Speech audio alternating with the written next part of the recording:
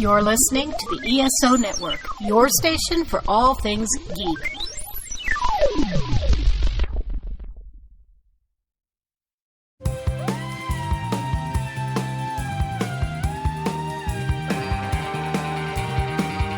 Hi, we are Enterprise Splaining, the podcast where we explain Star Trek Enterprise to each other and to you. I'm Jamie, and these are my co-hosts Maria. Hello. And Bill. Hello. Today we are going to be talking about the Star Trek Enterprise episode Future Tense. However, I am the only person here who has actually watched it, so it is my job to explain to my co-host what happened on this episode. But before we get into that, just want to remind everyone that we have merch. You can buy Porthos Appreciation Society shirts with a really, really cute design at the ESO Network TeePublic store. Just go to esonetwork.com and click the link for the TeePublic store, and you should see them there. All right. Computer, tell us a bit about the episode we're going to be talking about this week. Future Tense. The Enterprise crew find a small craft drifting in space and are surprised to find it contains a human corpse. More questions arise when both the Suliban and Tholians make claims to the craft. It is now time for Two Truths and a Lie. I am going to tell you 2 truths and 1 lie about this episode, and you can guess which is the lie. Are you guys ready? So ready. Absolutely. Statement 1. T'Pol concedes that time travel exists. Not to, okay, it's called Future Yeah, Tense. I That knew is it was definitely going to be a true. fucking... Yeah. Mm-hmm. Yeah. Statement 2. The crew discovers a small ship that is bigger on the inside. Okay. Statement 3. The Enterprise crew comes across another human. What? Now, when you say the Enterprise crew comes across another human, boy, oh fuck, is it fucking Daniels? Oh, but Oh, no, God, not they- Daniels wouldn't count. Daniels He wouldn't count because he in was this. on the crew. Yeah, Okay. That would be a cheat. All right. If yeah, it was that would Daniels, be a that would cheat. be a I cheat. wouldn't I don't use think it if it was Jamie Daniels. wouldn't do I that. definitely would never have done that. Okay, you know what? I'm going to go against my instinct. T'Pol does not concede that time travel exists, even though she knows that time travel exists and has met a time traveler. That I'm picking that one. That one would make sense. Maria, what's yours? I'm going to go with the bigger on the inside thing. All right. Actually, no. Sorry. No. No? The crew comes across another human. That was the one I was going to go with. All right. Sorry. While you ponder what this week's lie may be, let's hear a bit more about one of our sister podcasts on the ESO Network. Look up, look down, look out. Here come the monkeys. Mickey, David, Mike, Peter, We're talking about them in Monkeying Around. That's right, Monkeying Around has everything, including interviews, episode reviews, album discussions, and other incredible surprises. Monkeying Around, a podcast about the monkeys. All right, guys, we are at the cold open. The Enterprise comes across a small shuttle that seems like it is in really bad shape. The hull is blocking their sensors, and they don't detect any biosigns, but they can't really tell what's inside because of the sensor issues. So Right. they just decide to bring it into their launch bay. Archer and Malcolm and T'Pol go and check it out, and it basically looks like a large metal canister about the size, a little smaller than I think a typical shuttle pod. But the weird thing about it is that there's no windows, and it looks extremely old and beat up. They find a hatch on the outside, but it appears to have been fused shut. So Malcolm uses a phaser to cut the hatch open, and then Archer picks up this, yeah, Bill? No, these fucking morons, they find something small and dangerous that they can't determine what's inside of it and decide. I'm just reminded of that Get a can whole opener. thing about the whole thing about like we're burying our nuclear waste, which is going to be dangerous for 20,000 years, and they're trying to figure out like how to explain the verbiage. This place is dangerous. This is still dangerous. There is no great deeds are commemorated here. This whole thing, like, well, let's crack this thing open. Maybe there's gold inside and diamonds. Malcolm uses the phaser to cut the hatch open. And then Archer gets this like specialized device. He takes it down from the wall and he's like pressing buttons on it and he puts it on. And this device, all it is a fancy, needlessly futuristic portable door handle. It is literally just, he added a door handle to it. So he attaches it and then uses it to open the door. Wow. And as he opens the hatch, there's like a puff of dust or like smoke that comes out, and Archer starts like coughing on it. But inside it's completely dark. Like they cannot tell what is inside. What would you do? Bill, what would you do if you were Archer at this point? What would your next step be?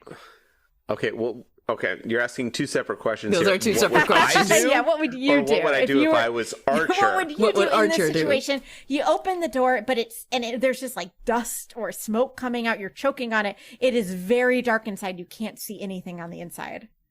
My decision is immediate biohazard, lock everything down. Nobody gets in or out. What does Archer do? Immediately walks inside. Says, this seems fine, and walks in. No.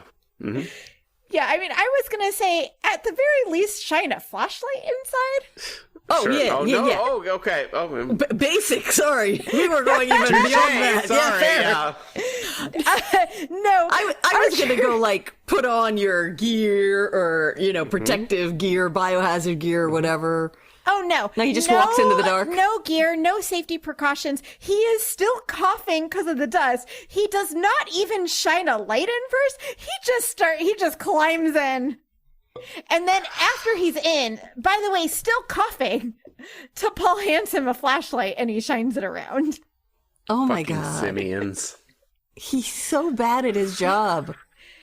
Everything inside the shuttle is extremely old looking, very dusty, and there's sort of a chair turned around. Like, it seems like only one person can really fit in here. He turns the chair around and there's a dead body in it. That's like mummified. Right, yeah, desiccated. Yeah.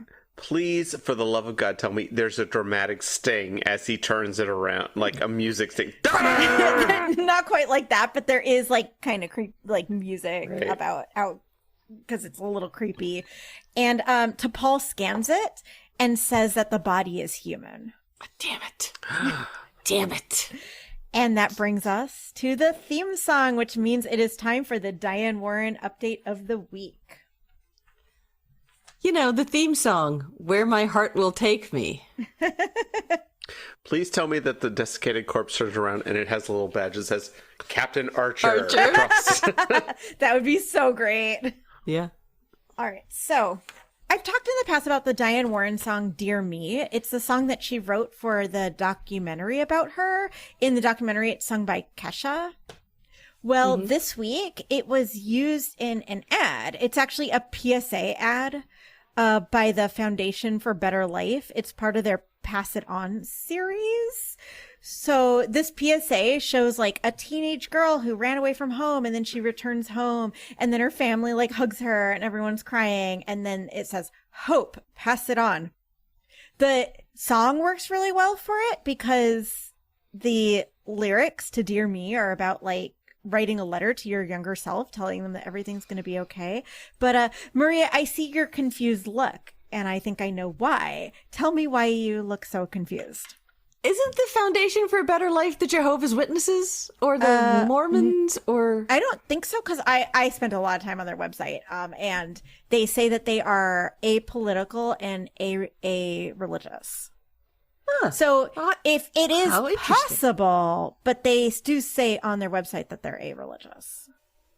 Oh, these are the people who like. Or no, I don't see have the a posters religious- a lot. It Yeah, was they're like everywhere. I Yeah. really did for years and years. I've seen them everywhere and always assumed that they were. Somebody told me at some point that that's who they were, and then I they never. have like posters, and it's like Fred Rogers is. Yeah, like, and it has like inspirational quotes. Yeah, and then we'll just say Kermit's like on one. hope or whatever. I'd seen those before and never really thought that much about it. But then I was watching this ad and I'm like, okay, this is a weird ad too, because like it's about this runaway teen. So I was thinking maybe they do something for like runaway teens. Yeah. But like most teens run away because of like mental illness or abuse or lack of acceptance for their queer identity or things like that. And this ad doesn't provide any resources for you, like if you are a runaway teen, if Right. you're the family of a runaway teen. And it just shows like the teen coming home and everyone's so happy to see her and she's like back home and it's great. And I'm like, this just feels weird. So I was like, what is this organization? So this Diane Warren segment is actually about this organization because I did a deep dive, guys. Good. So it's the Foundation for Better Life. This is a quote from their website. Our sole objective is to promote positive values and encourage viewers to pass them on. God. We communicate these values through inspiring messages.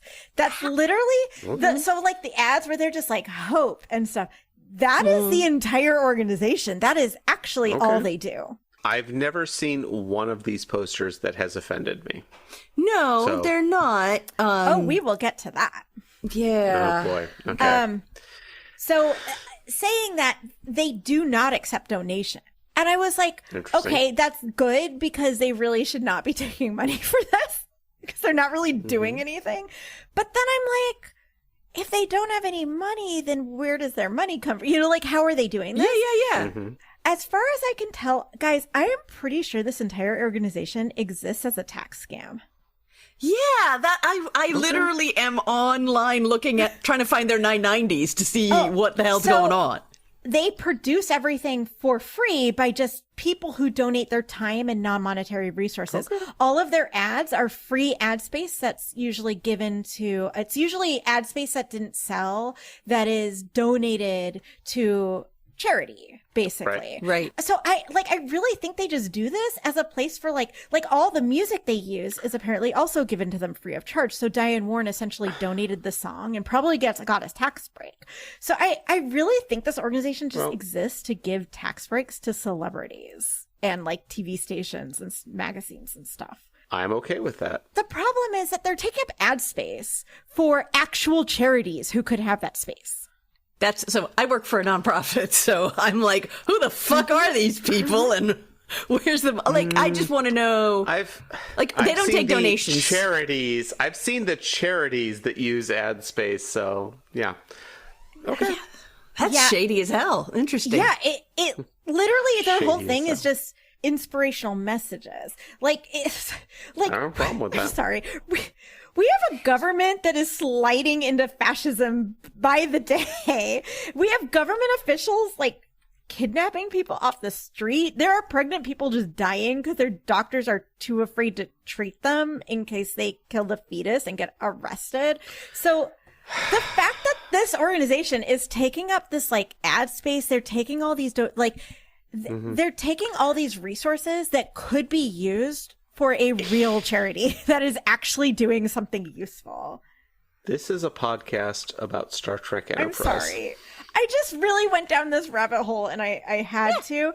The whole thing with you, like Bill, you said you've never seen any of them that have been like offended you. That is their whole thing. Yep.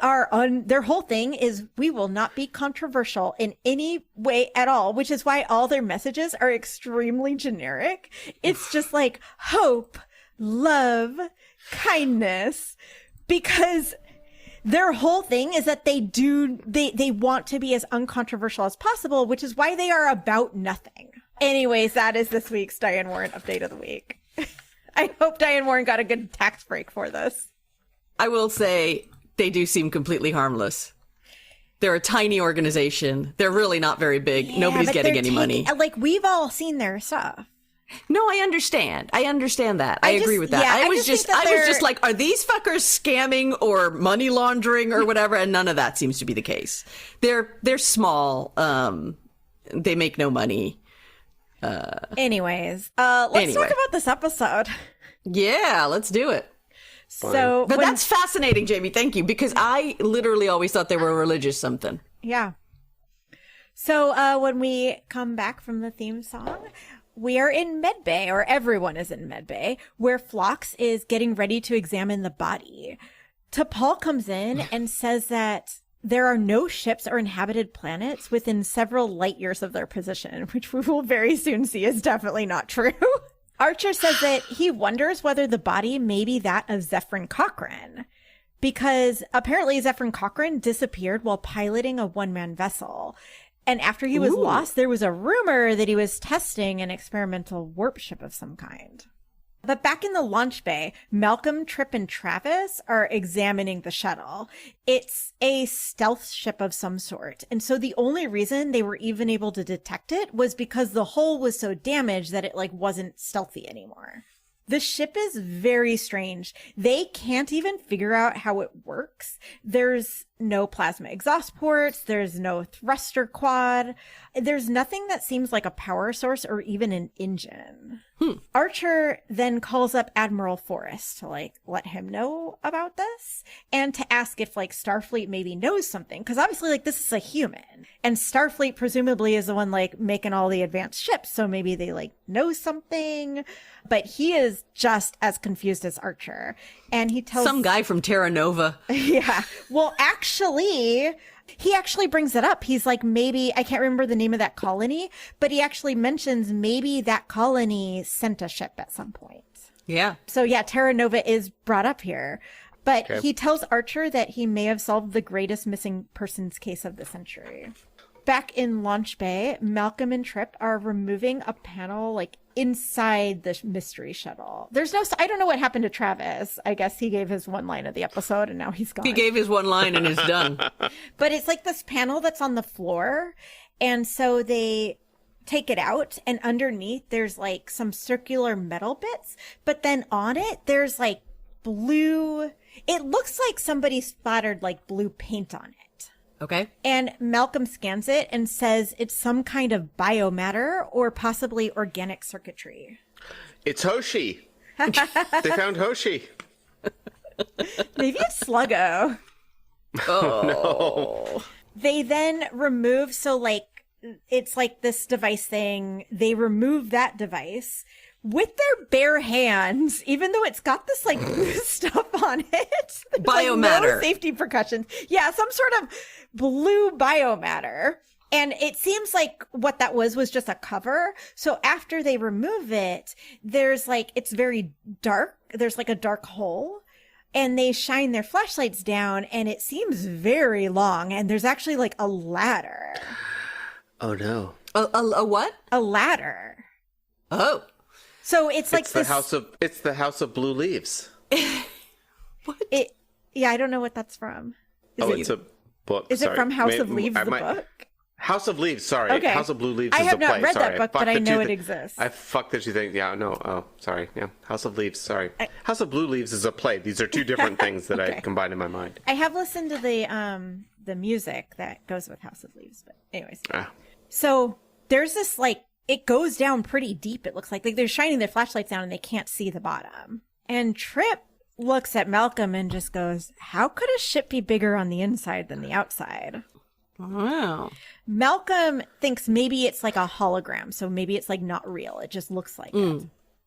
So Trip then asks Malcolm to hand him the hyperspanner, which is I don't know, some sort of electronic tool. It's about a foot long. It looks very techie and futuristic, but hopefully it wasn't too expensive or hard to replace, because Trip then drops it into the tube in order to see how far down it goes.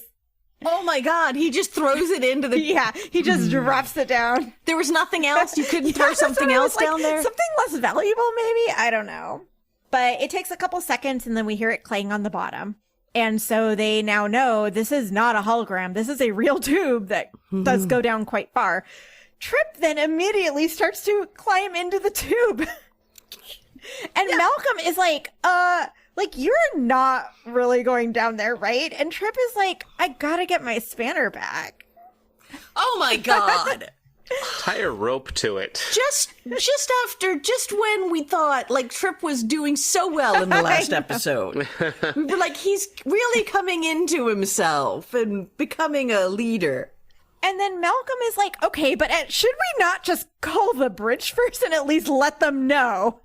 But Trip cuts him off with, say again, Malcolm, and then just lowers himself onto the ladder, and then Malcolm goes in behind him. Yeah, they don't even call the bridge to be like, hey, so we found this weird long tube that's very dark, and we're going to just go into it. Nope. They just go in without telling anyone that they are there. Oh, my God. They get to the bottom and there's a small room.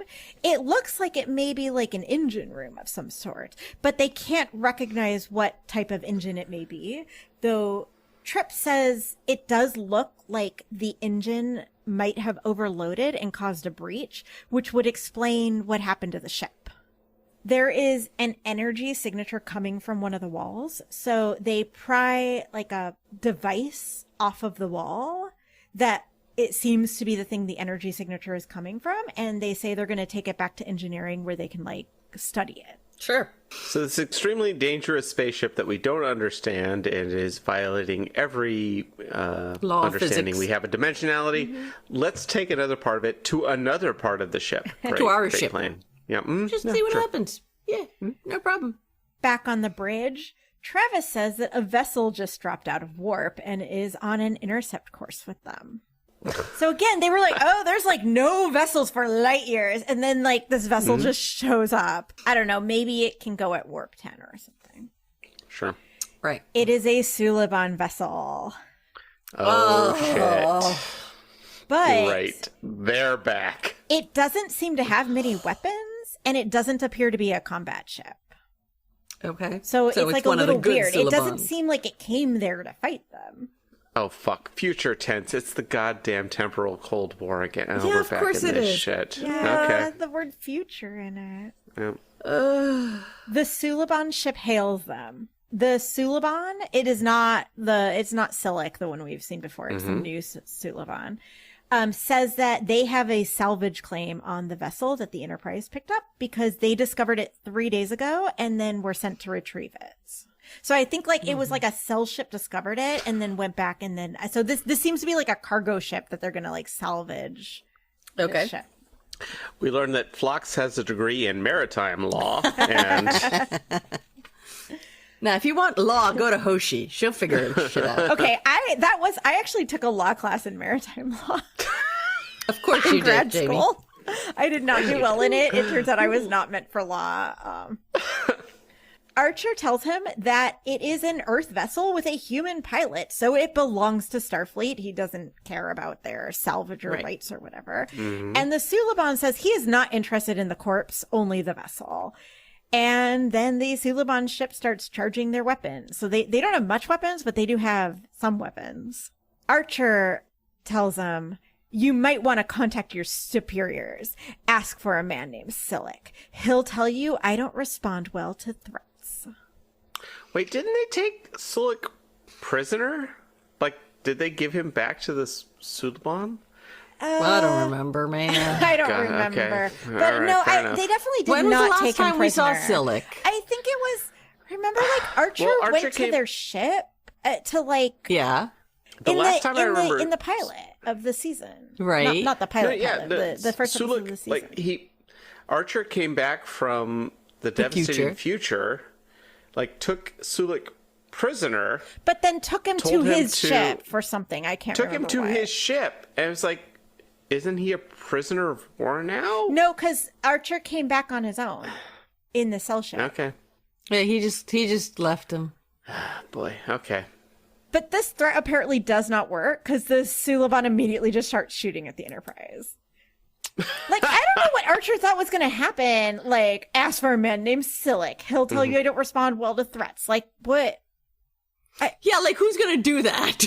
They're Like, going to call okay, and Silic's dude. just going to be like, wait, you found Archer? Kill that man. Yeah, kill that fucker. Like, you really don't want this guy. Like, if this guy just thinks you're like a random ship, you really don't want him talking to Silic. Yeah, also, it's like, oh, you're Suliban? I know a Suliban. His name is Silic. Do you know him? Yeah, like the whole, like, call your superiors. As far as we can tell, this is a salvage ship. Right, Like, it's this- not a this military is not like anything. a military, whatever, like, military Suliban thing is. So, anyways. Malcolm and Trip are just getting out of the mystery vessel when the entire Enterprise starts shaking because they're being attacked by the Suliban. And Trip runs over to a wall comm to call the bridge, but it doesn't work. The comms are down. And then suddenly behind him on the ceiling is a Suliban. It was invisible, and then it becomes not invisible, and then it drops right down on top of Trip and just fully knocks him out immediately. Oh, what a feeling. When we're Suliban on the ceiling. Thank you. I had it in my head. I was about to do it. I was so excited when I saw the Suliban drop from the ceiling. I was like, Bill's gonna love this. All these motherfuckers do is drop from the ceiling. It's their one thing. Suliban love to hang out on the ceiling. That's the level 1 spell for Suliban. Yeah. It's like, well, you can join our, temporal Cold War. What do you get? Well, that's like the coupon you get, as the introductory offer. You enter your hang out on the ceiling. I love too, it was invisible. It didn't have to be on the ceiling for any reason. It could have just been standing right next to him and knocked him out. But he's like, no, but to be fair, again, I think we mentioned this before, if I got the ability to, crawl around on ceilings, I would spend all my time there. I feel like fair. I am hanging out on the ceiling all the time. If you give us the email of 5 of your friends, you get the thing where you get to kiss someone and determine if they're trustworthy. They're telling the truth or not. I love that the Suliban, it's an MLM. Genetic enhancements are all MLM. Silik is so I'm having a genetic enhancement party at my house this weekend. It will be free and there will be snacks. And I'm going to tell you about some of the possible genetic enhancements that you can get from me. Or you can sign up to learn how to do your own genetic enhancement parties. I'll have wine. It's going to get a little crazy. Hey, girl. Hey, girl. Oh, my God. So Trip has just been knocked out by the Suliban that dropped on him from the ceiling. Malcolm runs over to the wall where the phasers are in order to get a phaser, and we see a second Suliban drop down from above. Malcolm shoots him, and that Suliban is now unconscious. But he tries to shoot the other one, but the other one's running, and Malcolm misses, and the Suliban escapes into the side room where the controls for the launch bay are, because they're in the launch bay. Okay. I have a question. Are they at tactical alert? Did they go to tactical alert? Don't Do you remember hearing a tactical alert. But please let me know, because they should be. There might have been. And they should be, right? Because as soon as they were in that situation, they should be. I'm going to make a note to look for it. The Suliban then because he's in the control room, he's trying to open the doors to the launch bay, which would be very bad for Trip and Malcolm. Not so bad for the other Suliban, I don't think, because we've seen Silik just jump out into space before. So I think Suliban can maybe live longer in space. I mean, it probably depends on. Yeah, I don't know. I mean, it probably depends on what enhancements they have, or maybe that's just a thing they can do. I don't know. So meanwhile, the Enterprise is in a firefight with the Suliban ship still. But then the Suliban ship just turns around and starts to leave. And the 2 Suliban that are in the launch bay both just disappear like they've been transported.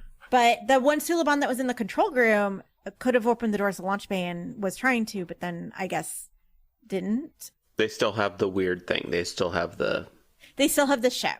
Yeah, the mystery okay. TARDIS. Mm-hmm. Okay. Yeah, the TARDIS. Okay. We can just call it the TARDIS. Yeah, it's fine. Malcolm goes into the control room and then stops the launch bay from opening. After we get back from commercial break, we get a captain's log where Archer explains that they are going to rendezvous with a Vulcan ship that is 3 days away. And then the Vulcans are going to bring the TARDIS back to Earth. And 3 nights. Yeah, 3 nights. Thank you, Bill. Over in engineering, everyone now, because remember they took that device off of the TARDIS, they are trying to figure out what it is. Trip really thinks that it may be a black box, but that it is using organic circuitry. So he thinks like if they can figure out how to get it to turn on, it might have like all the information about the ship and like what happened to it. Okay, that makes sense, I suppose. Over in Medbay, Phlox is doing some genetic analyses on the body that they found. And he has discovered that even though the body is mostly human, it has some Vulcan DNA. What? Oh, fuck. Is it Spock? No, because it's just a little bit of Vulcan Oh. DNA. It has, All right. and no, I know what you're about to say, Maria. You're gonna Carbon Creek. Carbon Creek? Is that no, what you were gonna bring up? Oh. I thought if it's future tense, maybe it was Trip and T'Pol's baby. Oh.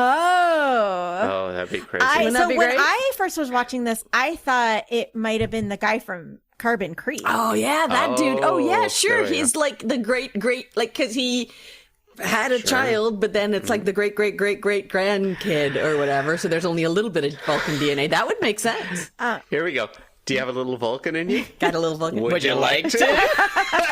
It doesn't work with T'Pol and Trip, though. This is going to keep coming up on this episode.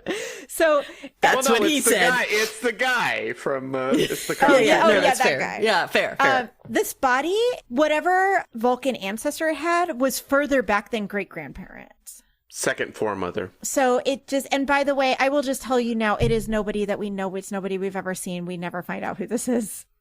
Okay. Great. It's just body. Mm-hmm. So yeah, so it just has like a little bit of, which is why when they originally scanned it, it didn't pick up. It just seemed human because there's just like tiny bits of Vulcan DNA. Okay. So when Phlox says this, the camera goes to T'Pol's face, and I can only describe it as horrified. Like, you see it dawn on her face what this means, that this means that at some point, a Vulcan and a human fucked, and she is not happy about it. Yeah, I can understand that. Amazing. There were also small amounts of genetic tracers for other species. One of them, he says, is the Turellians, and another is one they can't identify. And so he's going to, but basically just like tiny, tiny bits. So potentially like way back, which is weird, right? Like that doesn't make sense with our current timeline because there wouldn't be a way for like humans have not been talking to these other species that long. It wouldn't Right. make, and this is somebody who is clearly from a long line of people who had just like a spattering of aliens in their ancestors. What if it's from the future? Yeah, so that's where Archer Tense. jumps to. Future, very tense. I have a question. Is it, Very I mean, I sexually guess, is it possible that it's like just some sort of genetic enhancement since we're talking about the Suliban? Like, Right. took a human and genetically enhanced him with a Vulcan or some shit? I mean, I guess, but Phlox definitely seems to think that this was like in their ancestry because it's just like traces. okay. Like he said, some of them are just Well- like traces. Beyond the quote unquote official history of it, maybe there was a human that was abducted by an alien race in the past, and Yeah, you would need a lot of them okay. because you would There's- need a bunch of humans to be fucking Sure, it's to okay, drown out yeah. all the alien DNA. Once we know that aliens exist, and we know from DS9, the Roswell episode, Right. that there have been, like, we know that aliens exist and a human Yeah, I mean, maybe. look, Yeah, okay, Carbon Creek, sure. great example. Like there Yeah. are Yeah. Vulcans Perfect on Earth example, in the yeah. 50s. But Right. Yeah. also, we know that this crew knows about time travel, or at least everybody but T'Pol does. And so Archer jumps to the conclusion, like, this seems like a person from the far future, where, like, now that humans have been, like, hanging out with aliens, there's some Right. fucking going on, and you would expect, Sure. like, a human from the far future to have, like, little bits of other species' DNA, which Right. I guess makes sense Right. in the Star Trek world where aliens can fuck each other and have babies. Yeah, they can. But basically, like, the weird stuff with this body, and then also the fact that this vessel has, like, very advanced technology, far more advanced than anything even the Vulcans have. It makes sense that, like, Archer is right to be like, maybe this is from the future. This is above my pay grade. The fact that Archer actually recognizes that Yeah, there's some weird shit going on. Somebody else's job to deal with this. So he then remembers remember Daniels had that, like, database of ships in his We're room going back to that. that he was like, don't look at it. The one that he promised Daniels he Archer would not did, look at. which T'Pol mentions to Archer, and Archer goes, we just won't tell him.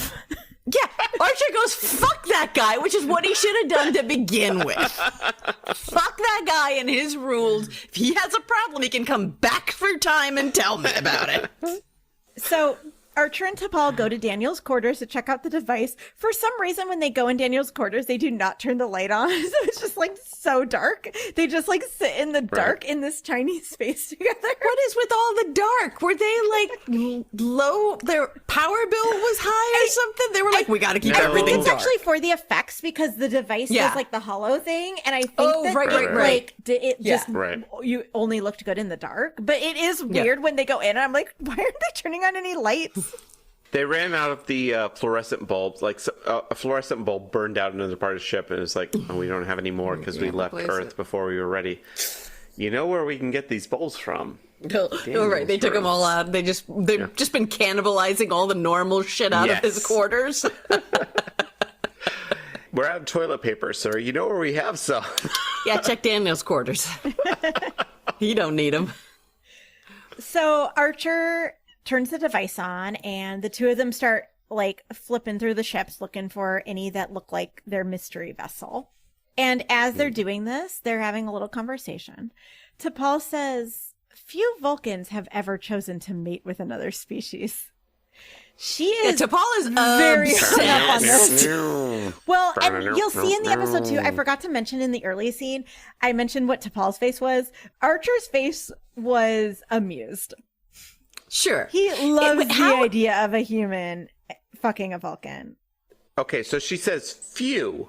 So there have been... Yeah, there apparently have okay. been some Vulcans that have chosen to mate with another species, but not very common. She is very concerned about this.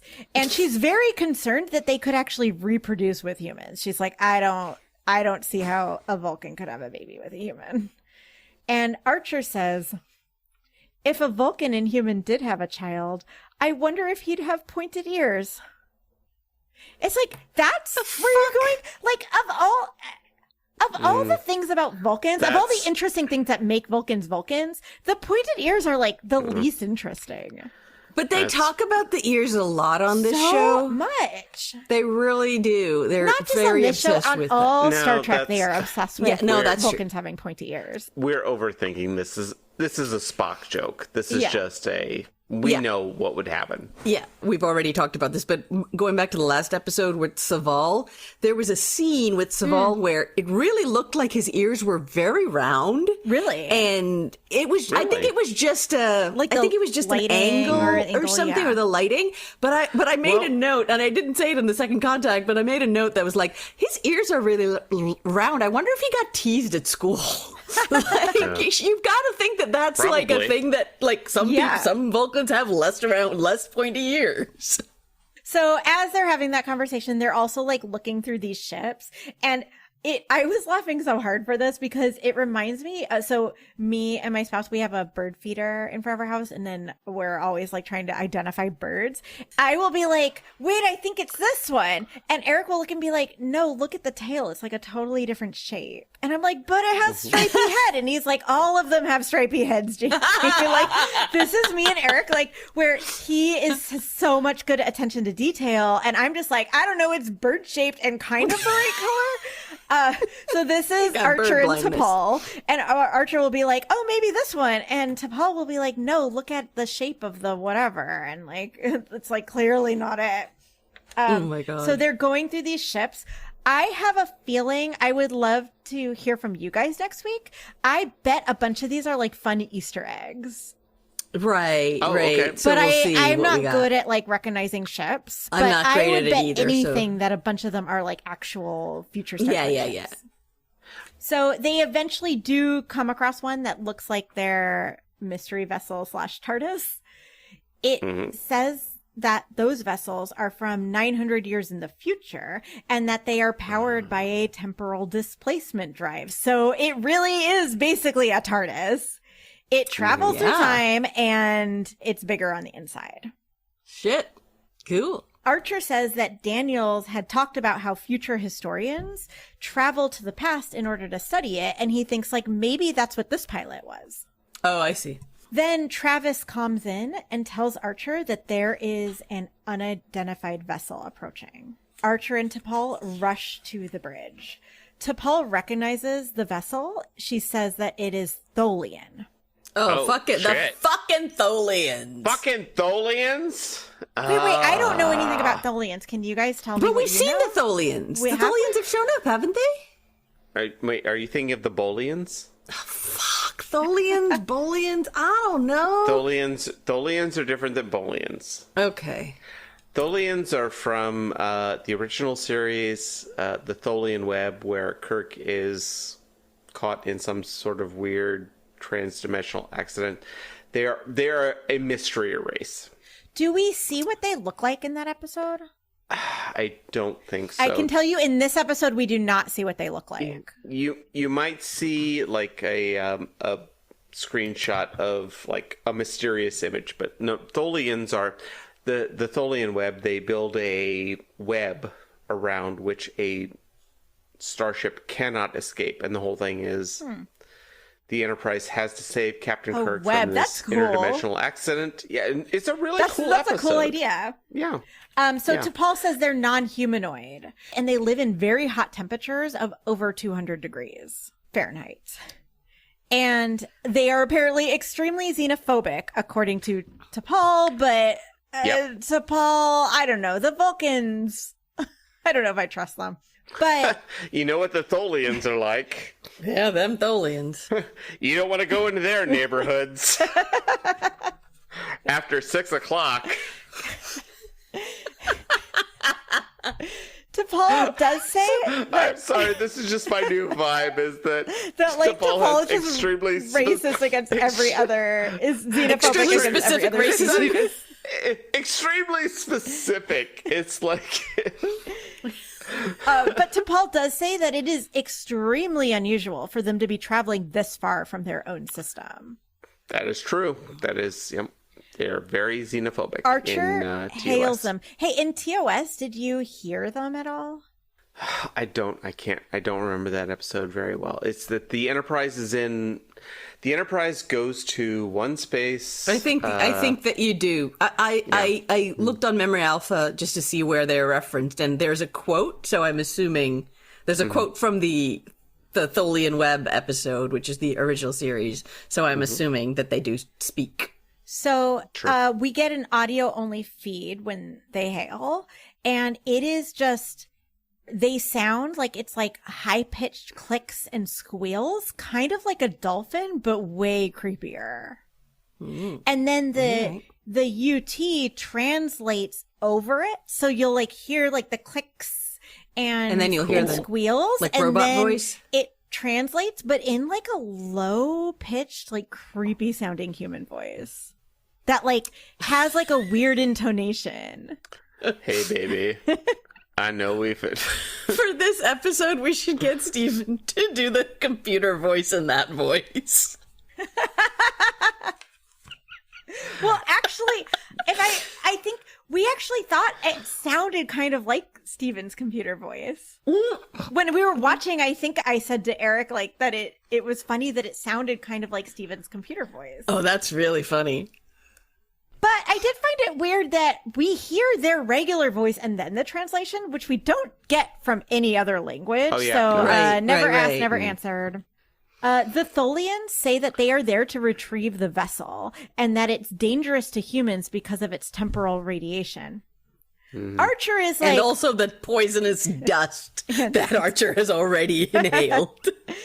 Whatever you do, humans, do not use a phaser to open this. And also, do not throw a spanner down the big hole. No deeds of honor are commemorated here. The danger is still present. And Archer is basically like, fuck no, not giving it to you. The Tholians just then go ahead and hold the Enterprise in their tractor beam. They just like tractor them. Oh. Sure. Because they've got a tractor beam, not a grappler. Mm-hmm. Is the Tholian vessel bigger than Enterprise? I think it looked smaller, but I don't remember. Okay. But it was like a weird like triangle shape. It was kind of cool looking. Mm-hmm. Checks out. Archer tells them to release them, or he will destroy the TARDIS.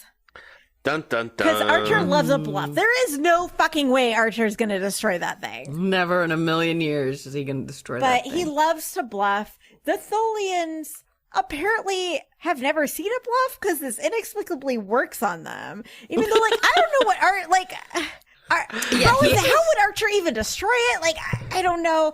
The Tholians immediately release the Enterprise and leave. Whoa. I just leave. They're just gone. They like, just okay, leave. bye. Yeah. They don't even, like, hang around. They just leave. This is amazing. Is this an episode where all the alien races shows up and Archer's like, well, fuck you, I'm going to do this, and they just leave? Yeah. Is this an Archer? It's the second time. It's an Archer dream. Yeah, is this an overpowered Archer episode? Archer dream episode? Yeah. Wait, Archer. This is what he thinks the whole world's going to be like always. Archer spends his free time writing adventure novels about himself as the captain. And then Archer wakes up in medbay later, and T'Pol is just staring at him, and he's like, aren't you going to call me Stinky? And T'Pol just walks out. This is how we learn that they have a holodeck. This is actually just Archer on the holodeck. He's like made this whole program. Computer, end program Archer 1. Phlox goes into the mess hall where T'Pol is. T'Pol's not eating. She's just like, but she's like doing some work on her pad. And Phlox sits down. Oh, fuck. Why would T'Pol go into the mess hall to do work? It's a bad idea, but she's done it before. Yeah, we've seen her in there before. I think it's just a place where she hangs out. Is T'Pol a masochist? I mean, we've lots talked of about evidence. this. Yeah, there's decent amount of evidence. She likes it. T'Pol tells Phlox... She sends Phlox a message. In the mess hall now. No one is around. Come say some inane shit to me. Take food off my plate, force it into my mouth. T'Pol tells Phlox that she has been analyzing the metals in the vessel, and they are extremely strange. Phlox says that Archer believes the vessel came from the future. T'Pol, that's his theory. And Phlox is like, it seems like the evidence is kind of mounting, actually. And T'Pol goes, perhaps. Well, that's huge for T'Pol. Like, that's very big. But she says perhaps in a way like she does not believe it. Yeah. And Phlox says that after the Vulcan Science Directorate reviews their findings, maybe they will reconsider their opinion of time travel. T'Pol goes, it's not an opinion. It's simple oh my logic. God, T'Pol! She is such a fucking Scully, guys. Like, she is just like... She's 100% I don't Scully. care how much evidence that you put in front of me. Nope. It None of cannot be that's real because it seems like a supernatural thing. Two things. One, this is clearly sex play at this point.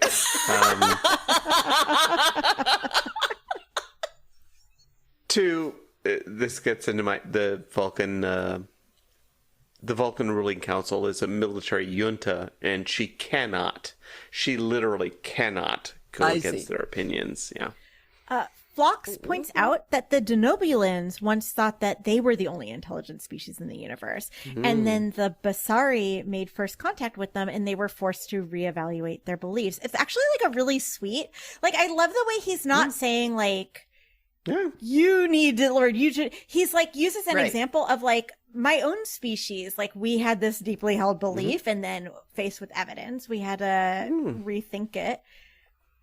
T'Pol responds, are you saying you believe time travel is possible? God. Of course she does!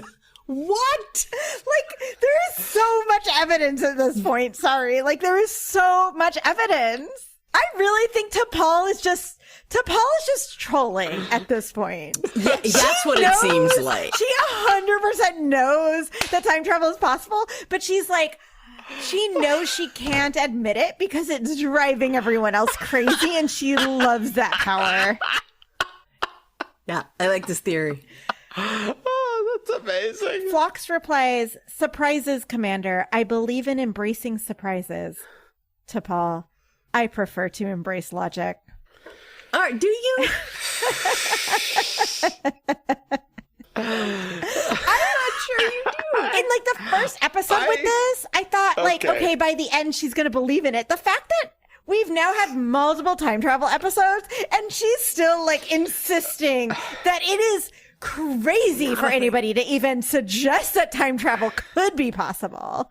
They literally have a database of ships from the future that she has seen. How does she explain that? So my initial headcanon was that Trip and T'Pol had been fucking since day one. Right. Yeah. And then one of our readers introduced the idea that Trip, T'Pol, and Archer are in a throuple. Yeah. This entire crew is a massive polycule.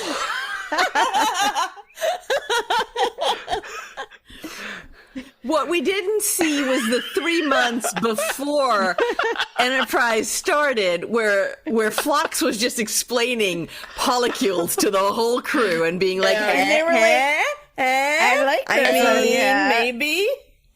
And every argument that they are having that we understand is just sex play.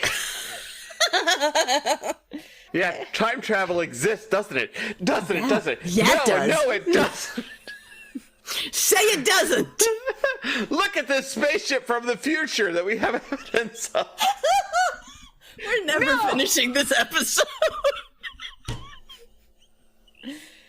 I was getting through it so fast for a while too. I was like, this is going to be so short. Okay, let's go. So back in engineering, Malcolm and Trip are trying to turn on that black box thing. And they're having a conversation about whether or not they would want to travel to the future. Malcolm wishes that he could see what would happen in the future, but Trip absolutely does not. Trip says, where's the fun in exploring if you know how it all turns out? Which I think is a statement about why does this show exist? Like, why are we watching this show that, like, we already know what's going to happen? Yeah, that's a good point. That's a very good point. I mean, I don't agree with that. I think it's about how you get there, but of course, it was the story funny that he said that. Yeah. He's like, what's the fun in exploring if you know how it all turns out? And I'm like, does that say the show just should not, like, we should not have this show? I wonder if that's a Rick Berman line. Like, Rick Berman just being a little bit pissy. No. Like, why am I on this show? I don't want to be on this show. Like, clearly. Then they head to the lunch bay. They are still talking about time travel while they, like, pry some panel off the side of the TARDIS. Trip says that although he wouldn't want to travel to the future, he would want to travel to the past because he's always wanted to meet a Stegosaurus. Malcolm says that... Fuck! No, Maria, I know exactly what you're thinking of. Trip traveled back in time to draw the Stegosaurus pooping in the planet that they visited where Hoshi had the massive hallucination. Okay, That's here we right. go. God damn it. Malcolm... Why do I know so much about this stupid show? This is entirely your fault. This was your idea. This was not my idea. Yeah, I'm retconning it to be your idea. You two came to me with this. All right, we don't have time for this argument. All right.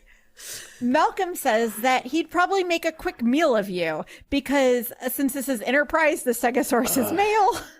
Stegosaurus is also vegetarian. Well, that's what Trip says. So Trip is like, the Stegosaurus was an herbivore, dude. Yay, Trip. Malcolm says that if he could travel back in time, he knows exactly what year he would pick. 1588, when England defeated the Spanish Armada. Oh yeah, Trip, Malcolm, you do great in England 1588. You'd be great. Yeah, you would do so well as a fucking peasant in 1588, I'm sure. To which Trip replies, I'm sure someone named Reed had a lot to do with that. Which I thought maybe, I was wondering if there was, a real person named Reed involved with the Battle of Gravelines, but I did a bunch of Googling and I couldn't find anything, so no, that's, not actually a reference to anything. You did more research than they did for that joke. Yeah. It would have been a great joke, but... All right, let's see, where was I? Okay, then they head to the launch bay, and they're still talking about time travel while they pry some panel off the side of the vessel. Trip says that though he would not want to travel to the future, he would want to travel to the past because he's always wanted to meet a Stegosaurus. Malcolm says that he'd probably make a quick meal of you. And since this is the Enterprise, the Stegosaurus is male, of course. Mm-hmm. And Trip is like... And a fucking vegetarian. Yeah, and Trip is like, the Stegosaurus was a herbivore, dude. And Malcolm gets a confused look on his face. And says, it seems like we were just in here. We're not sluts. Oh, shit. I thought you were just rereading the same thing for, because you wanted to re-record it. I absolutely thought you were like, oh, I fucked something up, and I'm going to reread it. Oh, time loop. What, Maria, what if it's not a time loop and they just... What if we are the ones in the time loop? Listen, Jamie got to go to dinner. I got to go to dinner. There better not be a fucking time loop, man. I cannot be doing this show forever. No. What if Enterprise didn't realize that they already did that scene and just decided, like sometimes on a podcast you hear they'll put it in twice or whatever. It's exactly like that. They just didn't figure it out. When we were first watching the episode, we had some streaming problems earlier and actually had to reset our whole box and go back in. So we thought it was a streaming problem because we were like, wait, what? Oh, how fun. That's actually great. Yeah, that's very cool. When he suddenly says that and he gets confused, we're like, whoa, it totally tricked us. It's a cool effect. They definitely, that's very cool. and it worked on here too, because I was like, should I make that same joke that I made before? Yeah. I already made that joke. Surely she'll just use that take. No, here's the thing. We are actually in a simulation, and this show is fucking with us. Yeah, this whole thing. We're in a holodeck that is designed to fuck with us. Jamie is the only real person, and the two of you, Maria, you and I are we're here to teach Jamie about Star Trek, and she's going to close the simulation. I was waiting for you guys to say something, and I was expecting one of you guys to be like, wait, you already said that part.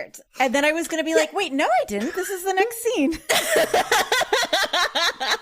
And then I was going to argue with you over it. No, I just assumed you were like, I'm just going to reread this part because fucked up in the other part. Because we do that all the time, right? We redo a piece or whatever. Well played. Malcolm, Enterprise. Malcolm got a confused look on his face and says, it seems like we were just in here. Malcolm says that if he could travel back in time, he knows exactly what year he would pick. And Trip looks at him and they both simultaneously say 1588. And then they both look really confused. And Trip says, how did I know you were going to say that? And Malcolm is like, we must just be spending too much time together. And they both kind of laugh about it and dismiss it. Sure. Hello and welcome to Enterprise Planning Episode 1, Broken Bow. I'm your host, Bill Steitler, and these are my co-hosts, Jamie and Maria. No, I'm not doing doing it again. It's supposed to be getting better. They then head to the launch bay. They're still talking about time travel while they prise a panel off the side of the vessel. Trip says that though he wouldn't want to travel to the future, he would want to travel to the past. Malcolm responds, I always wanted to meet a Stegosaurus. What? And then Trip replies, he'd probably make a quick meal of you. And they're both looking a little confused as they say this. Well, here's the problem with that is the Stegosaurus is a vegetarian. Yeah, and then Malcolm says the Stegosaurus was an herbivore. And they are just looking at each other in confusion. They can't quite tell what's going on, but they know something weird is happening. I love that. I love that they're also sort of like required to say, like they know they have to say the words. They know how the conversation goes, but they've mixed it up like it. I love that effect. That must be really interesting. I think it was actually the Trip Gets Pregnant episode where we got to the end of it and I said, how angry are the two of you going to be when you realize I was just fucking with you for this entire episode? And I believe it was Maria who said, well, we need to make a promise to do this. And so this is just Jamie seeing how many times she can loop the same conversation over and over again.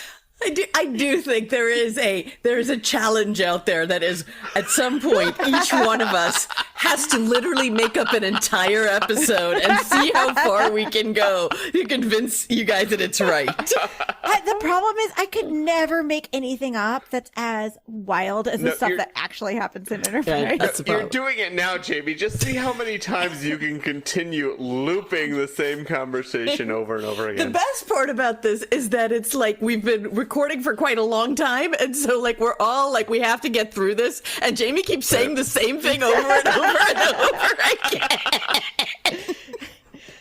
So, but it is like a cool effect because they clearly don't have a specific memory, but it almost is more like a deja vu. Like it's like a deja vu, yeah. Wait a second, but it's like it's not like a clear memory of it.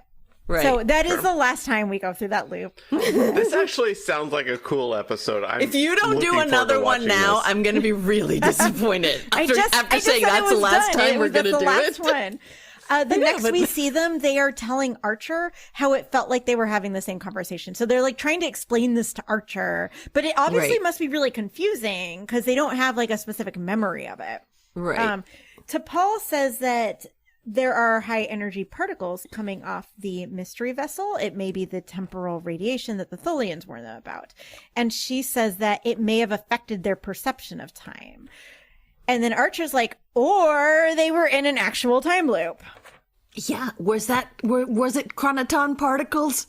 It's always fucking they chronoton never particles. Say that in the episode. Because Eric was next to me. He's like, graviton, like whatever those are called. Graviton particles? Chronoton. Chronoton. Okay. Like Kronos. Okay. But, yeah. Janeway throws her coffee cup against the wall. I love Janeway. T'Pol tells Archer that the radiation could spread, but Archer seems wholly unconcerned. He's like, the Vulcans are just a couple hours away.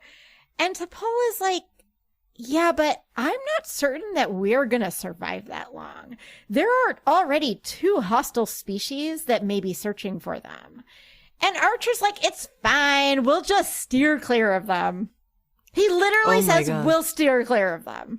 Sure. How are you going to do that exactly? Yeah, great question. That's his move. T'Pol says that for the safety of the crew, they should destroy the vessel. Like there's already been 2 species coming after them and trying to attack them. They could come back with reinforcements. There could be other species looking for it. Like whatever's going on, they clearly don't want to give it to another species, but it is putting the whole crew in danger. Right. That's fine. Yeah, I mean, because Bill, I can see you disagree. I kind of too. Like, I'm a little bit on Archer's side in that, like, this is like a huge discovery. Right. Yeah. It's the thing everybody wants. Yeah. Okay. Fair enough. T'Pol thinks it's unnecessarily risking the lives of everyone on the Enterprise, but Archer gets angry at her for even suggesting they destroy the vessel. He is like, we could learn something about the temporal Cold War from it. basically puts his foot down and is like, absolutely, I will not destroy it. And she's like, why do you even need to know about the supposed temporal cold? Like, why do we even need more information? That's not our war. And Archer's like, but we could learn something about it. And then he wants to get involved in the temporal Cold War. Like, he actually like basically says that they can learn information to like get involved. I mean, to be fair, they kind of already are involved because all of the, whatever his face was, I can't remember his name, has involved them, and they know that Earth gets destroyed. So they're involved. They have to be. Yeah, no, it's just weird that the other races didn't want them to destroy it. They wanted it, right? Okay, right. Well, because it's got all this very advanced technology. Tech, yeah. This tech from 900 years in the future. I could see that being extremely valuable. Yeah, I just think that Archer, like, he's like, there's some species at war. Can we get involved? Can we be there? Yeah. Right, I want to be involved. I want to be involved. I want that. Of war, yes, please. Well, okay. I feel bad sticking up for Archer. If, in my head, Archer just wants to be an explorer. He doesn't want to deal with war. He doesn't want to deal with conflict. He just wants to learn. Meet alien and learn. This is really fucking cool. Like, this is... Right. I agree. I think for Archer, it's a mystery he wants to solve. Like, a thing he wants to figure out. And I get that, for sure. But he is, like, unnecessarily angry at her for even suggesting it. But he's like, we're not destroying it. As she leaves, T'Pol turns back and tells Archer that they should go to tactical alert. Hey! Sorry, I guess there was a tactical alert. Since if the Suliban come back, they may be cloaked. And smart.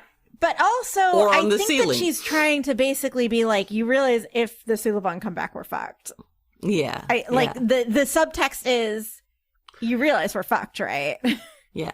This reminds me so much of video games that I have played where you get a special event. It was like, it's going to take you 9 days to solve this event, and you need to evade. Yeah, okay. Yeah, that's basically what's happening now. Like, they need to, evade all these other creatures until they can get to the Vulcan ship. Mm-hmm. But still, good suggestion to go to tactical alert. Archer is so mad at her at this point that he does not even respond. He just, like, angrily looks away. Oh, God. It's so frustrating. Back in engineering, Trip says that he got that black box working, but it is not a black box at all. It doesn't contain any data. Instead, it seems to be putting out some sort of subspace signature. So he thinks it may actually be like an emergency beacon of some sort. Oh. T'Pol then comes in from the bridge to say that several Suliban vessels are approaching. Uh-oh. They go to max warp in order to try to outrun the Suliban ships, but the Suliban match their speed. I don't know why they weren't just at max warp anyway, because you'd think they'd be trying to get to the Vulcan ship as soon as possible. Right, yeah. Also, by the way, I just thought of this. Remember when they had to go pick up, the Enterprise had to go pick up the ambassador? Archer was so mad at the Vulcans for not, like, telling him that this could be a dangerous mission, that there was like any danger involved. And now he's just gonna like put the TARDIS onto this Vulcan vessel, and like it's not clear that he's told them that there's like all these other species. Yeah, there's all these other people. But whatever. That's deliberate. This is your problem. They go to warp. The Suliban match their speed, and T'Pol says that the Suliban will catch up to them in 20 seconds, but the Vulcan vessel is still 3 minutes away. Ugh. The Suliban hail them and charge their weapons. Archer tells them that the Suliban charging their weapons is a bluff because the Suliban don't want to risk damaging the TARDIS. Archer is like, plus, there's a Vulcan ship on the way, by the way. So you don't want to be here in 3 minutes when that Vulcan ship gets here.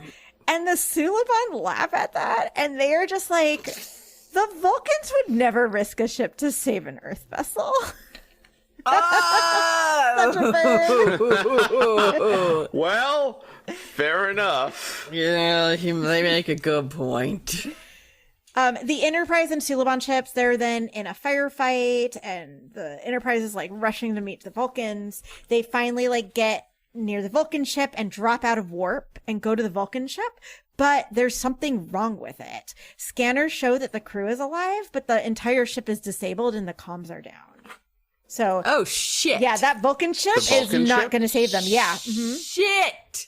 Oh, that's a huge problem. Yep. Then a bunch of Tholian ships arrive. Oh fuck! These assholes. Archer is now looking very cowed. It is very clear, like he kind of looks at T'Pol, that he realizes T'Pol was right. Like they should have just destroyed this thing because it really seems like the Enterprise is outmatched and might be destroyed. Can our next t-shirt be T'Pol was right? Except about time travel. Except with shiny print underneath, except for about time travel. No, and sub-parentheses, and Klingons. And Klingons. When we get back from commercial break, the Tholians are shooting at the Enterprise and take out their engines and weapons. So they are fucked. Because right then the Suliban cell ships arrive. I don't know what took them so long. I thought they were right behind them. But so now there's Suliban and Tholians, but they start shooting at each other.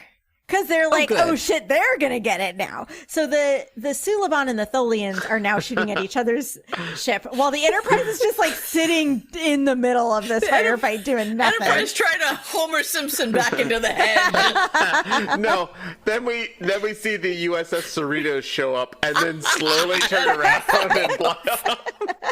Yeah, it's basically the opening to Lower We got it. We got a thing.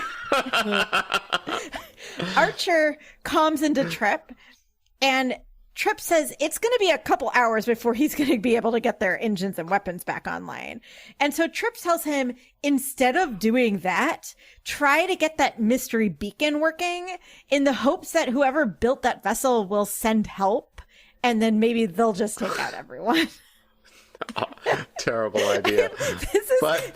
Mystery beacon. Sure, we're at the point where mystery beacon is our best option. I like how they're like, let's just get more aliens here to fight each other. Oh god. Sure, why not?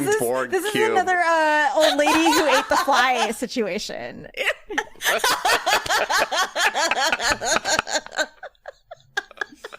Oh boy. I cannot wait to watch this episode. T'Pol points out that even if his stupid time travel theories are true, help is definitely not going to get there on time. Like, who knows how far these aliens are? Saying that, if time travel is true, presumably they if time travel's true, whenever, Archer finally seems to realize, like, she was right all along, although he does not admit it outright. But he has realized, like, their only way out of this is to destroy the vessel before the Tholians and Suliban, whichever one wins, destroys them. So he asks Malcolm if they could turn one of their warheads into a bomb. And Malcolm says it will take around 4 minutes to do. So he's like, great. You and I were going to the launch bay, and they apparently bring up one of the warheads into the launch bay. And they're kind of like in there taking it apart to get out like the piece inside of it that then is going to blow up. Okay. So they're taking it apart. Archer and Malcolm are like doing all this like technical stuff, and Malcolm's kind of like leading Archer, telling him like what to do and giving him instructions. They're both working on it. And Archer tells Malcolm that he's going to hold him to that 4 minutes. And together they are able to take it apart, and they pull out a part from it, the part that is presumably the bomb. Mm-hmm. We then cut to Archer and Malcolm in the launch bay taking apart a warhead. Archer tells Malcolm that he's going to hold him to that 4 minutes. Malcolm then stops and says, it's happening again. Uh-oh. We've had this conversation before. So Archer, what they realize is they need to just do it as fast as possible to actually get the bomb off and into the other ship before the time loop starts again. Right. They decide to hurry, so they're doing it again. And they do seem to do it a little faster this time because Archer can kind of remember some of the instructions from before. Oh, all right. Meanwhile, back on the bridge, Travis says that the Tholians have destroyed all of the Suliban cell ships and are now hailing the Enterprise. Whoa. So do not fuck with the Tholians, man. Those guys are going to fuck you up. Jesus. Yeah, so they basically run out of time. The Tholians in their like creepy voices, demand that the Enterprise hand over the TARDIS. T'Pol tells them that they surrender, but the launch bay doors are damaged, and so they have a repair team over there trying to get them open. So, you know, just be patient, Tholians. Like, and as soon as we get our launch bay door open, we'll send it over to you. Please hold while a customer service representative is assigned.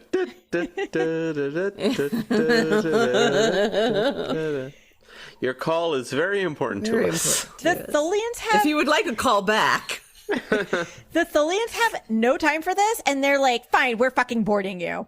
Wow. We then cut to Archer and Malcolm in the launch bay taking apart a warhead.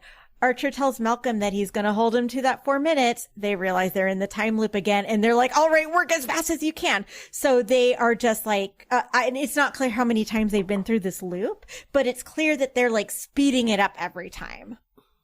Meanwhile, the Tholians are cutting through the doors of the Enterprise, and like security's there, like they can see them like cutting through, and security's on the other side ready to have a fight in the halls.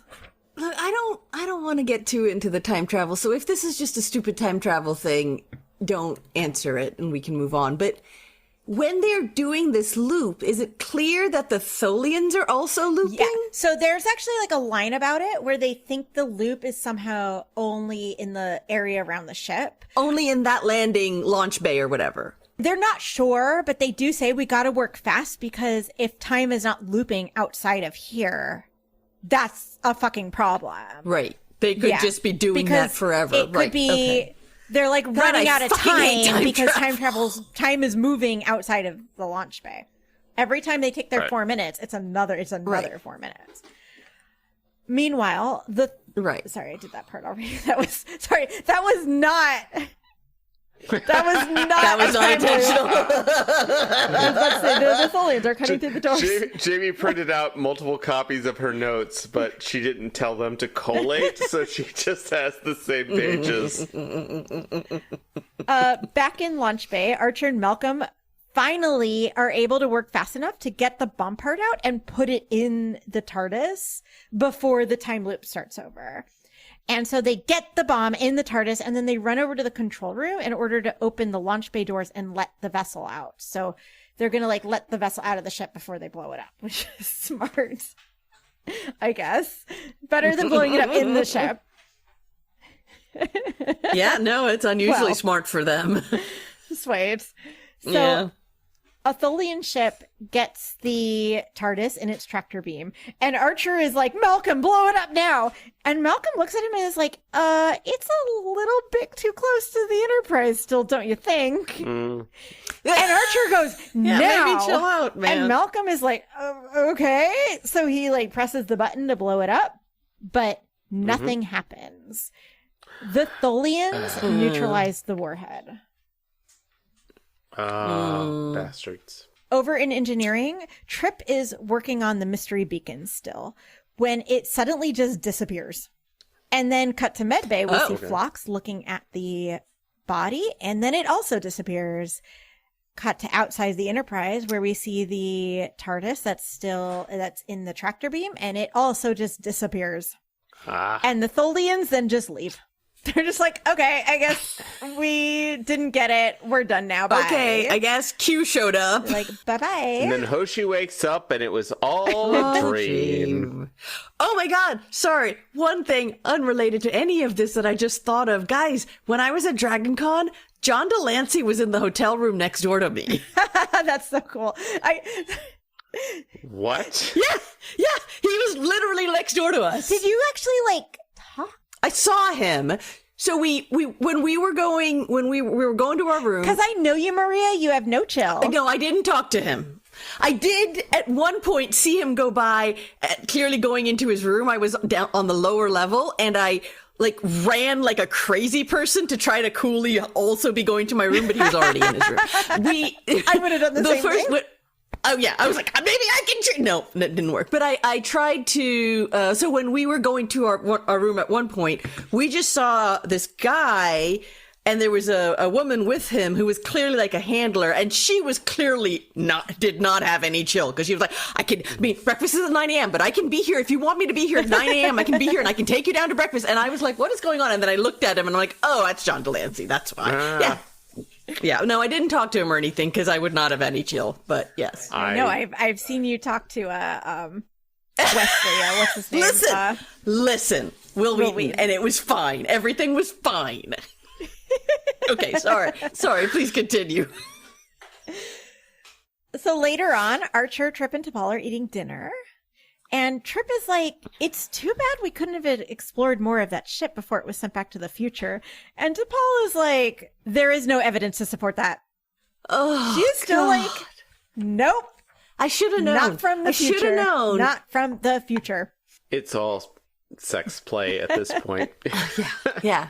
Later, Trip is like, what does the Vulcan Science Academy say about this?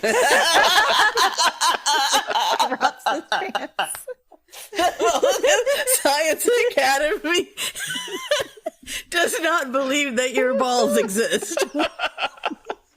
Trip then says he's got some repairs to finish, and he just leaves, so it's just Archer and T'Pol left. Archer tells T'Pol that he is going to contact the Vulcan High Command and apologize for any trouble he caused them and thank them for helping them out. What? Yeah, which the weirdest part about this is, one, the Vulcans didn't help them.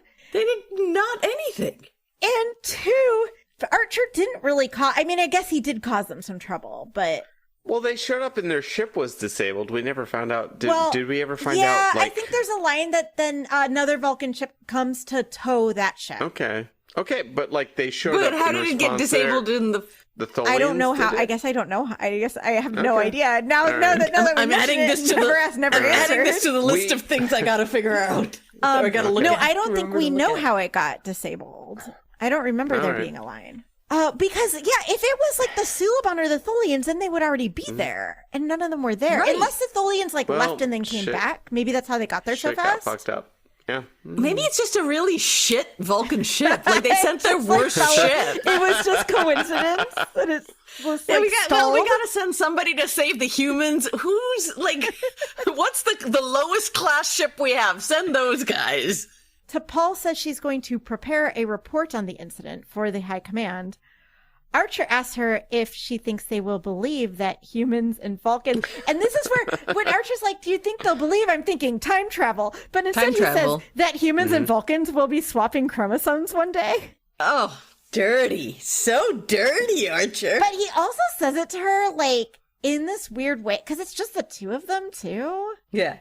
Is it like weirdly sexy kind of creepy? It is if a coworker said this to me, and the way he says it, the swapping chromosomes one day, and the way he says it, and it's just the two of them there together, I don't like it.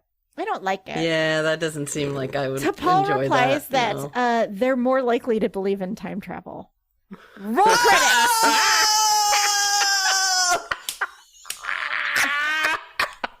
My girl.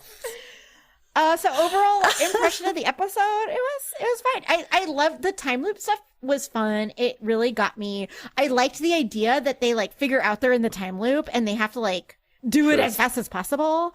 Love stuff so much of this episode just didn't make any sense though, but that's normal, so I don't know. Yeah, it's time travel. I do like that. I usually hate the time loop because I find it boring. You got to see the same damn thing. I know, I get it, I understand, but this seems like they handled it well. I love a time loop. I love Groundhog Day, of course. I just hate it, but I don't hate a time loop as much as I hate a giant reset button for time travel. That drives me mad. I hate it. Yeah, it was fine. I mean, there were some nice parts. There were some parts of it that I really enjoyed. And I remember when I was watching, I was like, oh, this is kind of fun. But again, it just doesn't really feel like it has a payoff. Also, everything just disappears at the end. So yeah, Maria, so you don't know what did wasn't it. A time travel reset button, but there was a reset button. Everything just presumably it went back to the future. Right. But you don't know, anything about where... what? Because he had he turned the beacon on, So the idea is that the future but you people don't know, now like, the, knew where it was. Right, and you don't we get don't the know payoff anything of else. like There's no where payoff. Everything has just disappeared. We're back to where we were at the start, and we actually learned nothing about the Time War. Is there a scene where Malcolm picks up a communicator and says, "Hello, Marvin Reed. This is your cousin, Malcolm. Malcolm Reed, you know that great sound you've been looking for? Listen to this!" So 2 truths and a lie outcome. The crew did discover a small ship that is bigger on the inside. And they did come across another human. And T'Pol did not concede that time travel exists. I should have known. I'm mad at myself. As soon as the episode started, I was like, oh, a good lie would be T'Pol concedes time travel exists. And then I kept being concerned that she was actually going to do it. Because a couple parts it tricks you into thinking she will. And then I kept being like, no, then I don't have a lie. But she did not. She remained a Scully till the end. I originally thought that was going to be the lie, and then I was like, no, that can't be the lie. She's got enough logic that she's going to figure it out. If there's another time travel situation, this time she's going to figure it out. No. But that's the game that we play as we do Truth, and a Lie is, what would the other two think? Yeah, exactly. Oof. So, Porthos good boy scale, there was no Porthos. He was not barking at the Suliban. Because we know he can sense the invisible Sulibans. That's true. Yeah. He can sniff them out. They should use that. I'm going to do a combined saucy section / where is HR. Archer's obsessed with the fact that he now knows that at some point in the future, a Vulcan and a human are going to fuck. And he just won't stop bringing it up to T'Pol in a way that is obviously, like, T'Pol, especially because she looks so clearly uncomfortable by it. Like, when Phlox brings it up, Phlox is, like, fascinated by the science and the future. But when Archer brings it up, there's always, like, a little winky wink with it. I do think that is a little bit of Archer getting back at T'Pol for constantly telling them how disgusting humans are, right? Like, oh, fair. You think we smell so bad and you think we're so nasty? Well, guess what? Someone fucked us. If it wasn't for a night in sickbay where we know Archer's got this, like, creepy crush, if it wasn't for that, like, then I would actually think this, I think I might feel differently, but knowing that he's having, like, sex dreams about her, I don't like it. Yeah, I don't like that. I don't like any of that. HR. Like, also, why would that not, like, I don't know, I feel like it's weird that they're not pushing Trip more in this. Yeah, I don't know. One, humans and Vulcans have been together for 100 years. It's weird that there's been no interbreeding. Also, I'm far too deep in my headcanon that they're already fucking. They're already fucking. Yeah. Okay. Maybe that's why she looks so uncomfortable. She's afraid someone will find out. Yeah. They've been fucking since the pecan pie. God, what is ever? We never got a payoff to that pecan pie. Like, the whole, like, oh, it's going to be a relationship. And there's, like, nothing. We've had nothing in all of season 2. I don't think we've even had, like, a hint of anything between them. No, there's been really nothing other than T'Pol being amused at Trip swamp fucking with Padma Lakshmi. That's about it. Never asked, never answered for something in the episode that made no sense and was never explained. It is not clear why the Suliban and Tholians just, like, leave. The Tholians clearly have more advanced tech than the Enterprise. I mean, they have a tractor beam. They have the Enterprise in. And Archer just is like, if you don't let us go, we're going to destroy the pod. And they're like, oh, okay. And just, like, leave.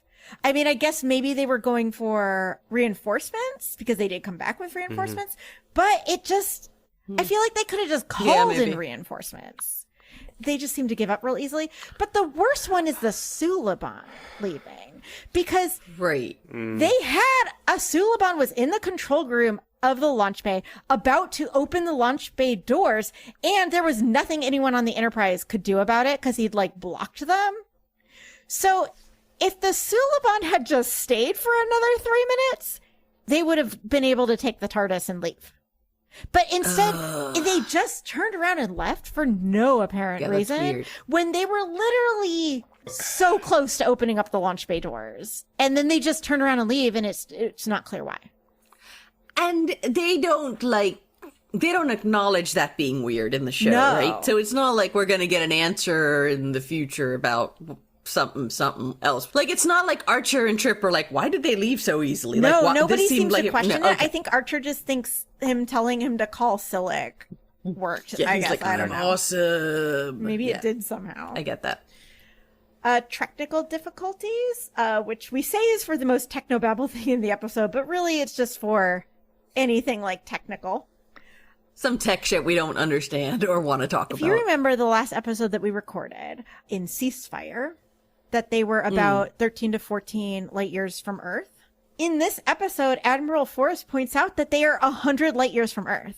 They somehow got 86 light years away from where they were in Ceasefire. Wait, in Ceasefire they were 12 light years away from Earth? I thought they were 12 light years away from wherever they had been. No, 13 to 14. So we know how far from Earth the Andorian planet is and how far from Earth the Vulcan planet is, and I took the midpoint, which is 14 light years from Earth. Sure. Okay. I don't even care. So now they're 86 light years away from I disagree their with that prior math, though. location. I disagree with that logic, because I don't think it's about Vulcan and Andoria. I think it's about their space. Yeah, which but could we be don't know much, where that much is. bigger.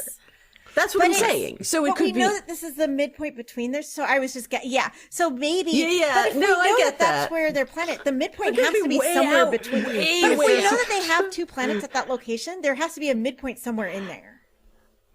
This Right, is but that's not literally a necessarily- discussion about things that don't make sense. I know. But anyways, I did use the warp speed calculator to see how long it would take the Enterprise to travel 86 light years at warp 5, and it said it would take 251 days.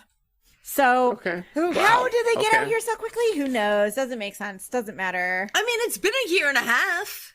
Yeah, but they were the previous episode Well, in the that's other fair. location. That's fair. it's been a long road. How dare you? What the Phlox, for the creepiest or weirdest thing that Phlox said.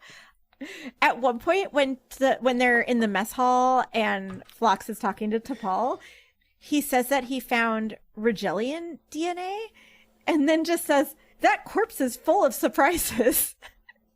Oh my god. Which, again, Phlox just saying things in a way that Amazing. It's is chef like a kiss. serial He's so- killer. Yeah, he's such a fucking weirdo. Like, he can't but say things love normally. it. Yeah. I'm just gonna Love find the him. weirdest fucking way to say this. Also, they talk a little bit about interspecies mating, and T'Pol genuinely looks ill at the idea of humans mating with Vulcans, but Phlox looks positively delighted at the idea of humans mating with any other species. Yeah. I mean, that checks out, Yeah. though. That's him. I mean, he wanted Trip to fuck his wife, so... I mean, he's all in for all that. 100%. Yes, Chef, for any mentions of Chef or any food that we saw. It wasn't much. Whatever Phlox was eating in that one scene, he had like a whole tray. It had some grapes on it and then some dark green stuff of some sort.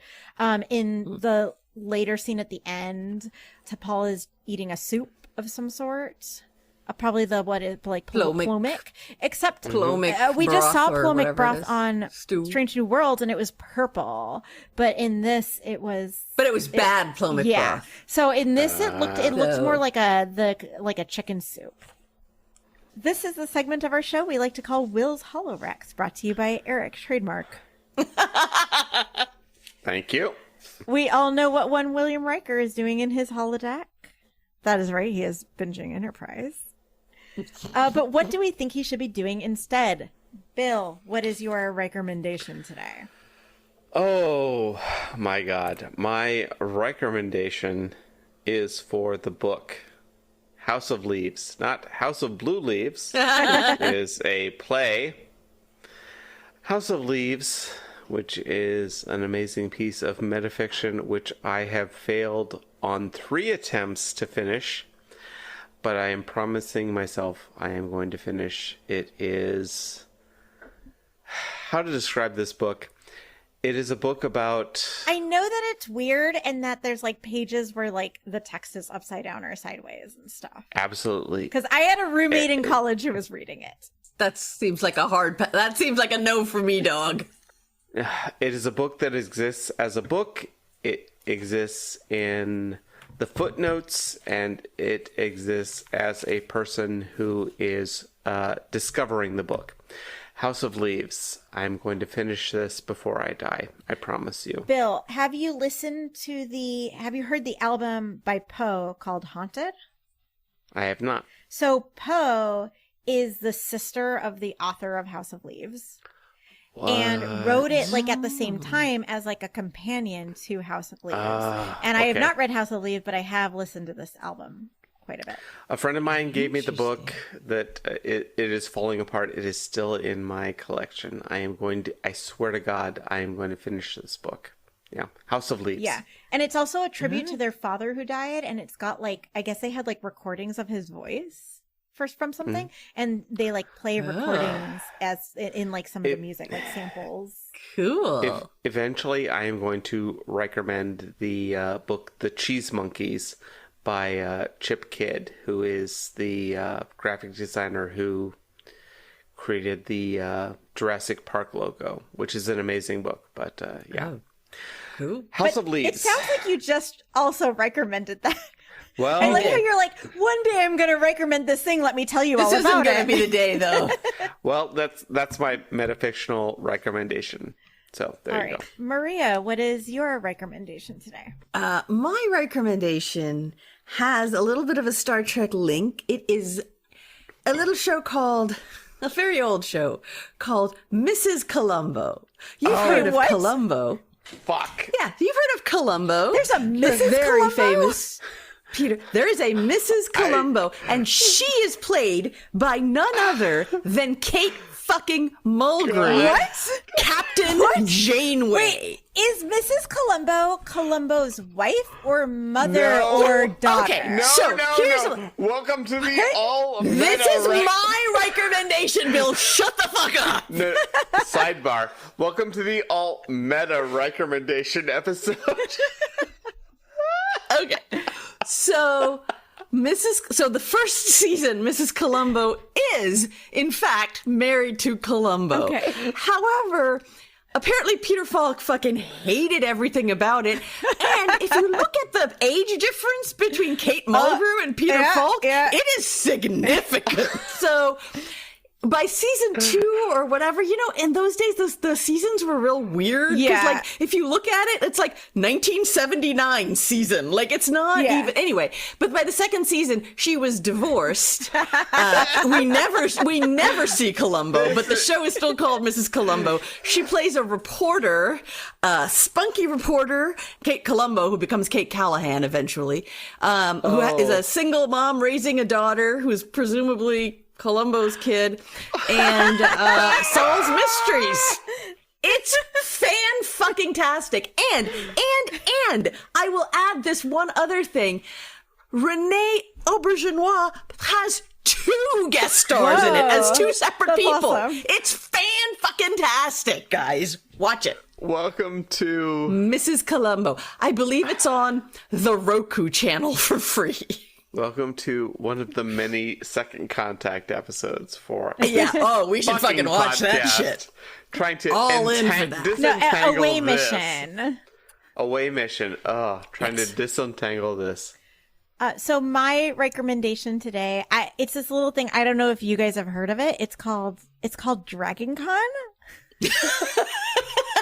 But specifically Dragon Con Science Track. So obviously we just got back, but at this point when you're listening to this, look, it's like, I don't know, 10 months away. It's time to start planning. Like, honest, like, listeners, and get your ticket now because you can get it cheaper now. Yeah, the tickets are cheaper.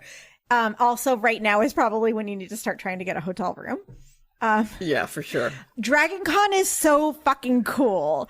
and specifically Dragon Con Science Track. So I was on a whole bunch of panels in the Science Track this year. Science Track basically Dragon Con is split in, it's basically like 50 mini cons. And each track is kind of its own little mini con. We put on all these really cool science related panels at Dragon Con. And if you're thinking, science, but sounds like kind of boring. It's so fun, so entertaining. It is actually the most popular track at the convention. And there's a reason why that is, because the panels are so good. So I put together a list of some fun facts that I learned at Science Track panels this year. At the Queer Animals panel, I learned that spotted hyenas' clitorises are so large that when Western scientists first studied them, they just thought they were all male. Oh, Fair enough. Amazing. On the Butts of the Animal World panel, I learned that wombats have armored butts that they use to block the entrance to their lairs. So like nothing can get into their lair because it's just like there's just like a giant armored butt in the way.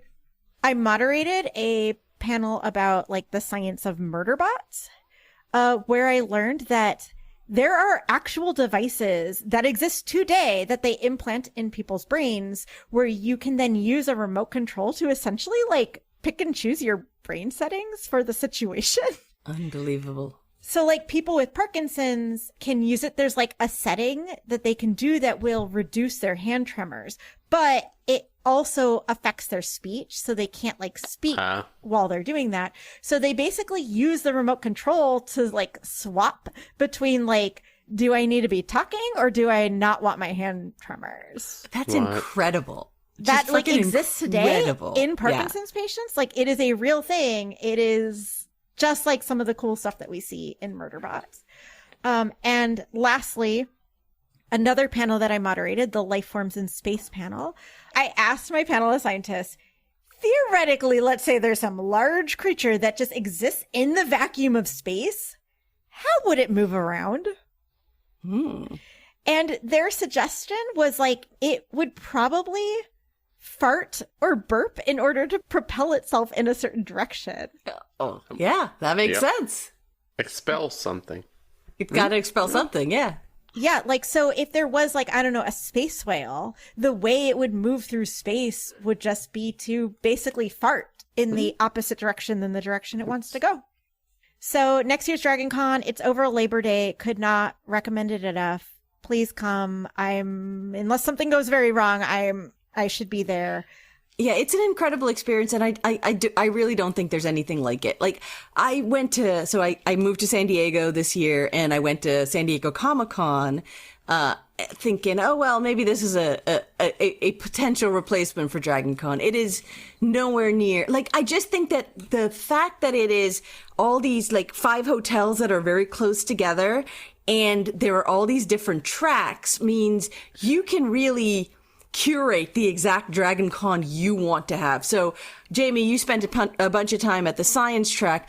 I spent a bunch of time at the puppetry track and did the final puppet slam, which is a midnight on Sunday thing. And there's a bunch of people who have kids who have a completely different experience. And I just think that is such a powerful component. I was on 2 panels that were not in science track. I was on a Trek track panel and I was on an animation track panel where I just got to like talk about Dragon Prince and how much I love that show. And I'll be honest, like I don't go to a ton of panels because for me, Dragon Con is a lot about the cosplay and about like just meeting people that I haven't, like I only ever see my friends who I only ever see at Dragon Con. But it's just like just the cosplay and the vibe. It's just an incredible experience. It's very hard to describe like how like comfortable and fun and weird. And it doesn't matter how weird you are or what your particular cosplay or the thing that you love the most, you will find at least one other person there who also loves it. And it's like, we found a fucking Enterprise-splaining fan at Dragon Con. Who the fuck would have thought that would ever happen, right? Like, it's amazing. When I was not with you and I came across 2 people in Enterprise uniforms, we ended up just taking a bunch of photos, but what they were actually doing was they were walking around and getting people to sing Faith of the Heart with them. So they were just like walking around being like, anybody who's like, oh, I love your uniform. They'd be like, come over here right now. We are going to sing Faith of the Heart. Right. I didn't do it because I got so excited by that we were taking a bunch of pictures and then I had to go somewhere. But, I saw some video afterwards that people posted online where they like found them and then they just did like, impromptu Faith of the Heart sing along like in the lobby. Yeah, and that's the kind of shit that just happens. I saw a dude in a full like robes and some sort of goat skeleton head walking around with a tiny 5-year-old child also in some form of cosplay. It was the most adorable and weird thing you can imagine. I love it so much. And that is the episode. Thank you for listening. Next week, we will revisit this episode as a second contact and hear Maria and Bill's thoughts once they have actually watched it. And then the following week, Bill is going to tell us about the episode Canamar. What? I get to describe an episode? Oh my god. It's been a while. Like 2 years. It's been a long road. It's been a long road. Special thanks to K.O. Myers at Particulate Media for sound assistance, to our friend David for our beautiful cover art, and to John Stephen King for being the voice of our computer. If you liked the show, please rate, review, and subscribe on your podcast app of choice and tell your friends about it. We really appreciate it. You can follow us on Instagram and Facebook as @EnterprisePlaning and on Blue Sky as @EnterprisePlane. You can also email us any comments or questions such as, what year would you travel to if you could travel back in time, and why is it definitely not 1588? Right? To enterpriseplaning@gmail.com. We would love to hear from you. Also, who is like, you know where I want to go? A war. Yeah, I want to go. What I want to do is go to a 16th century war zone. That sounds fun, Malcolm. If you want to support this podcast, you can find us at Buy Me a Coffee as Enterprise Planning. We will see you next week. Bye. Good night. Computer. End program.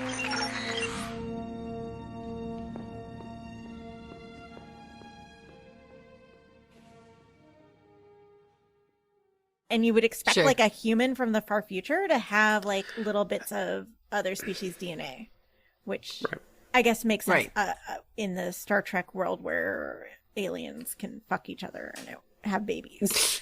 Yeah, they can. So our turn to Paul.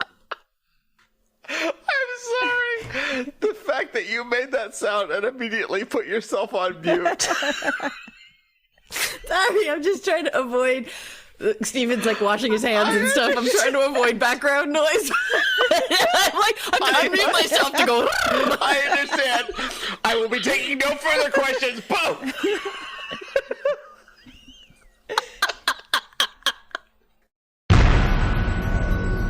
This has been a broadcast of the ESO Network. Be part of the crew and help support our shows by donating to our ESO Patreon or by shopping for the TeePublic store, which can all be found at www.esonetwork.com. The ESO Network, your station for all things geek.